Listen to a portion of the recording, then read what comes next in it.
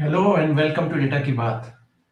After 2 weeks of gap, I again started and resumed my series where I am talking about non-personal data governance report that Government of India has published.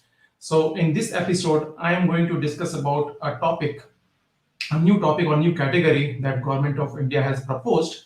Again, it is proposed and it is draft, so do not confuse with that it is really implemented. It is being discussed. There are a lot of thought around that. There are a lot of I would say various concern that is being raised and all of those. But in Data Ki Baat, my job is to really bring what's happening around data, either in the country, very specifically in India, and how and where we are progressing with anything which is latest related to data. So with that perspective, let me do a recap so that we can probably catch up, because there was obviously a 2 weeks of gap where I could not come live and talk about and continue my series here. So, in the first episode, I talked about data trends and how it impacts socially, economically, and there is a need for regulation, obviously, to ensure that there is a right balance between various parties involved, a startup system or already established company, and how can we remove those digital divides. We also talked about various threats which it kind of with a huge data set, there are various opportunity, but at the same time there are various threats that can probably we need to take care as well. Then we talked about overall non-personal data ecosystem, the definition, the categorization with various roles and responsibility, and how it is kind of related to the personal and non-personal data. Because as you know, in my earlier campaign where I talked about Personal Data Protection Act as well, which is still in the draft, but how does that relate to the non-personal data governance as well? I discussed about that. So, and then in the third episode, I talked about ownership, various duties and regulatory and legal basis around the data ownership. And this episode, I am going to touch the topic, which is which is something very, I would say, a new name. You can probably think, but that is what the point is. That we want to not go and read the report. I'm sure you all can go ahead and read the report yourself. The whole idea is that when you read the report, what are your thoughts? What is that you think? What are your concern? What is that you want to convey so that you can help make this much more optimal? As I said, it is draft format, so all of your inputs are really going to help. The committee who is really working on this report to refine it, make it much more, I would say, inclusive and much more acceptable without much of a conflict and concerns around. That is exactly there right now. So with that, what is going to be the topic or the agenda for today is that I'm going to talk about data business, which is a new category, how this overall category is seen from the business perspective, who all would probably fall into this category, who what are the registration process, what are the different compliance and disclosures proposed under this. So without further delay, let me go back and run the slide where I just take you to definition of that. So as I spoke, right, to me, data business is something very I think it's always there. I don't see much difference when I really see this word as such, and this category as well, because it is all about how a business can use data to improve the services or product or anything that they are offering to the end user. So it was always there. What is the intention of then talking about this in the context of the report that we are talking about is that it has to be formalized, it has to be recognized, it has to be bring into a common view so that everybody knows. I mean, you and me being into data, we understand the value, we understand it is data is of no use unless you kind of use it for the unless you are able to extract the value and use it for improving your services, your product, your offerings, and all those good things. But uh, does all the businesses working are aware that they are in fact data business? So first thing is that it is not a new thing to me. I would love to know your thought as well. As I stated, right, it is not about reading the report. It is about knowing what it is talking about, and then what are your thoughts. That is more important to me and to the committee who is really looking at and working on the report, because they need your comment, they need your inputs to refine this much further. Okay, so this report kept talking about that it is not a new though it is a new category, but it is not something like a new vertical altogether. This report also states that the data business is always there. See, in fact, every business is a data business. I think I was putting my post over there, and then I feel that it is data that basically runs your entire operation day to day, because that's where you get your feedback, that's where you learn, that's where you improve and refine your services and delight end user. So what that means is that it is not something as a vertical, but it is basically horizontal across any industry. That means if you are, say, a university, or say, for example, you are a school or a hospital, then you might in fact be using the data for providing various value-added services. And if you are doing that, then you if you are really crossing certain threshold, which the government, the committee or the non-personal data governance authority, if you remember the role that I discussed, there would be the plan is that there would be something called non-personal data authority appointed, who would basically oversee and put the right governance and control around this entire report or the bill. So that body would basically decide that what kind of a threshold, which if you kind of exceeds, you are in fact a data business. And then there would be a various rules and processes for you to be able to go get registered. But the whole thought process came from the effort that is happening around the world. If you really notice, and if you see, there are various terms around it. Data economy, data as business, data as services, extracting value out of your data. All of these to me are basically saying the same thing. If you are collecting, storing, processing, and managing data, and if you are in fact using it to provide some value-added services, that means you are basically get kind of into a data business, where you are using data to provide some services which is helping the end user. So they have looked at various frameworks that is being really discussed around the world. It is being worked on. BEA, OECD, they have recommended certain definition of digital economy, data economy, and all of those were considered while putting this report forward by the expert committee who has put this report for India non-personal data governance report as such. So they have taken the world view, or who what are the other industry, what are the other country doing in this area, and then came up with this concept. So there is definitely a flavor of what's already been there. Hence, you might not find it new, but in the context of India, is this really something that is acceptable? Is it really fair, and it is really giving that balancing act that this whole report intend to, that it will basically bridge those digital divide. There will be an equal opportunity. There will be a real fair data sharing processes or mechanism which will ensure that data is being shared and used by various parties involved, whether it is a government, whether it is a non-government, whether it is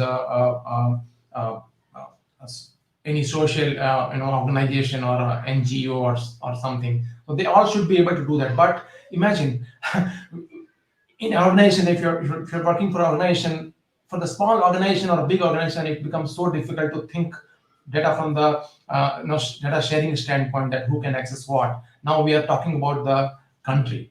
we are talking about many businesses involved, including the government, NGOs, and independent independent bodies. In fact, like a single person business, they would also be probably using data and then trying to provide the services. So how do all of these play in this ecosystem with with without stepping on each other, without violating any personal data regulation, at the same time following the non-personal data governance rules that is being put forward. So the key point that I want to bring was that how data driven you as a business is basically decide whether you are data business in fact or not in the proposed bill. So data drivenness is a key factor, and that also came from one of the global I would say framework which government of India, while putting this report, has considered that if I am using lot of data versus if I'm using less data, and then I'm into a creating a data services and then providing it to end user and all of those. So my intensity of data drivenness decides whether I am falling into data business category or not. Is something that is being very strongly came out when I was reading this report. I would be glad to really know your viewpoint as well on that. But I like this word, data drivenness, of the market. And when you are talking about market, it is basically nothing but a overall business that plays into this market, right?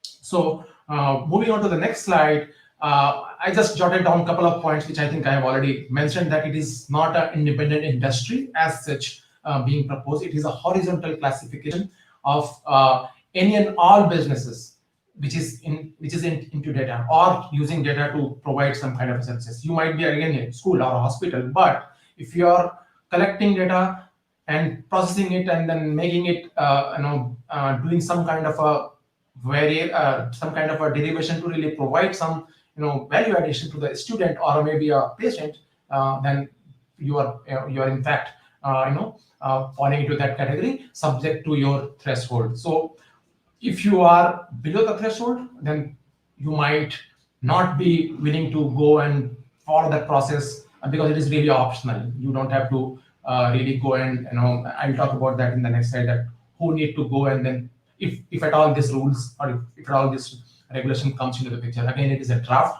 I wanted to remind everybody because I have heard a couple of comments that is it really in place? No, and that's the whole idea of me putting all this effort to sensitize and create awareness that hey, this is coming up. How about thinking it right now? How about contributing it to it and then making it much more easier for us? Because end of the day, you're the one who is going to follow this rule. So why not contribute and participate right now so that you can influence it positively, right?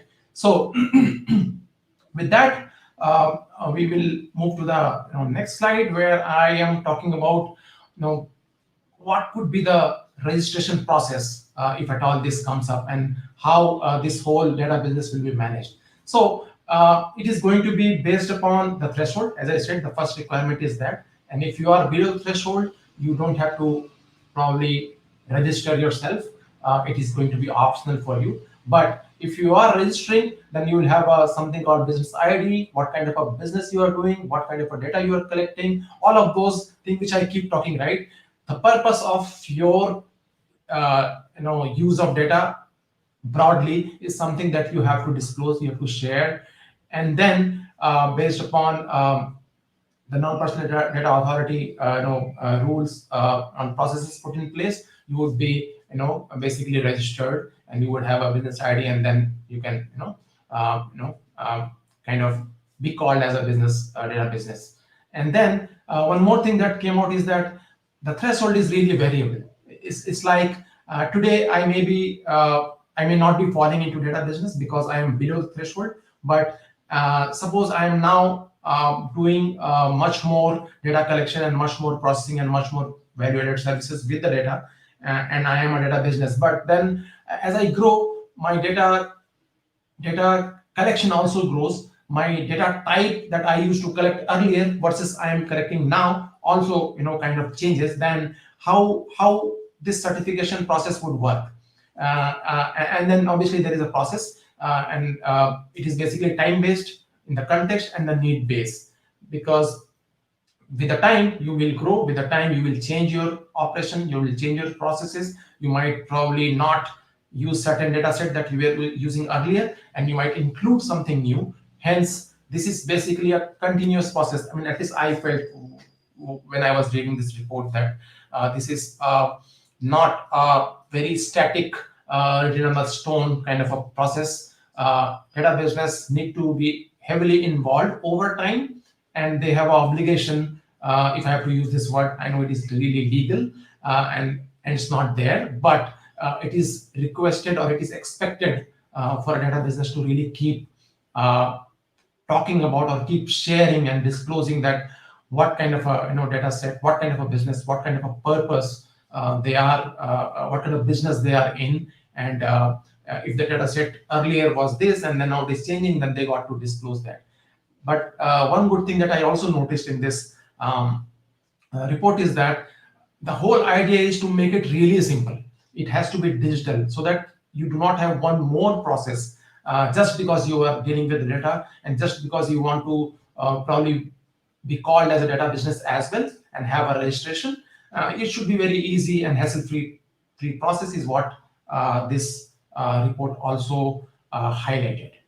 Okay, so with the moving on to the next one, which was very important, disclosure and compliance. Again, in the last slide itself, I kind of gave a hint that it is expected for data business to really keep on updating and keep on intimating the governing body, non-personal data governance authority, about their data dealings, or where their data interactions, like what I'm storing, is it still same or it is changing, am I adding new type, and all of those. They also need to keep on updating about the business type, what kind of business they are, purpose of data collection and processing. And there is a very, I liked it, this harmonization between the personal and non-personal data. So it is a key point, because I told you, right, personal data protection bill is also there, and now we are talking about non-personal data bill governance as well. So this business, this data business, or whoever is kind of registering, they need to basically make sure that there is a harmony between these two rules and it is not conflicting with each other. It is not like violation, honoring one and then violating the other, and all of those. So those harmony has to be maintained during this entire process, and I'm sure it is difficult. I am concerned there, because I can say from my earlier campaign that not many people even either are aware or care. I mean, if you go and ask a normal people, or maybe even a data professional, they probably do not bother about personal data protection bill or a non-personal data governance and all of those, because we are much focused on the how part of it rather than why, and then all of those strategy, and then and then what is falling under my rights, and then all of those aspects. We are missing that big picture, and then we are only talking about uh, you know um, uh, technology rather. I mean, I'll put you. So people, process, and technology. We are really focusing more on the technology and missing all of this point. Then imagine if you are not aware that what is the non-personal data governance, and what is personal data protection, then you might even eventually miss that. Hence, this kind of awareness session is important. I need a lot more people to be able to participate and then help. But if you really want to get some quick information on that, you might even look at my earlier post and articles and some infographics where I talked in detail about personal data protection as well. And you can get some quick information from there. There is an article saying that personal data protection bill primer. So you can read that primer, and then you might probably get a lot of good starting point, and from there you can obviously go ahead and read the entire report if you wish to. Second, the last point here in this disclosure and compliance is that there has to be a digital way of making sure that data businesses are able to submit their disclosure they should be able to intimate that okay, I'm still using whatever set of data that I have disclosed earlier, and there is no change. So they should be able to keep putting that into a central location. That's what I understood from the report. There has to be a metadata directory where the organization should be able to digitally store their disclosure and metadata as well.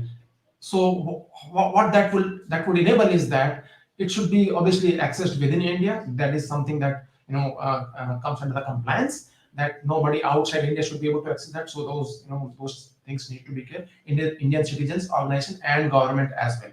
And that's where this idea of making sure that there is an open metadata sharing, which would basically spur the innovation and then make these small businesses or established businesses use much more data and try to bring those economical value out of it, and then hence it basically in turn be used for the social, public, and economical good from the country perspective.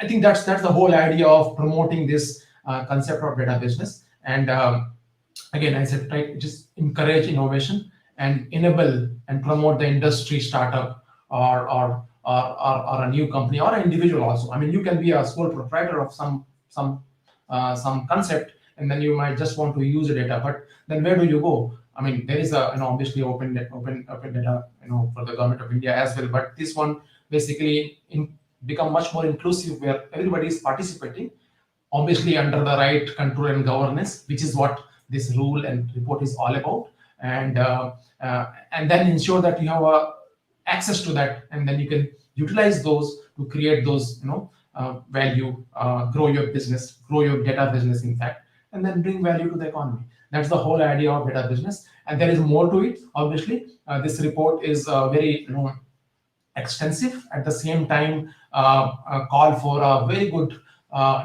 empirical discussion or debate, I would say, and so that we can add value to it as a data professional, and make it good for us, because it's gonna fall on you again as a country and as a citizen over here, right? So better to go ahead and read it, and if at all you could try contributing to this whole report, which is still in the draft again, right? It is a draft version of non-personal data governance bill, and my job here from the Data Ki Baat standpoint is to create awareness around those things. In the last episode, I talked about enterprise architecture, which is led by data, government of India. In the previous campaign, I talked about personal data protection bill.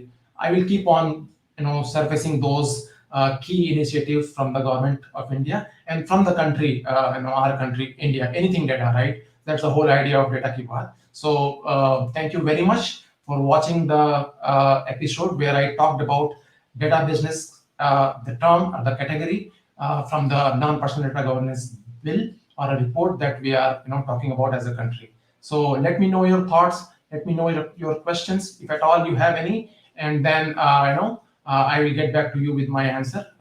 Thank you very much, all of you, for watching this episode.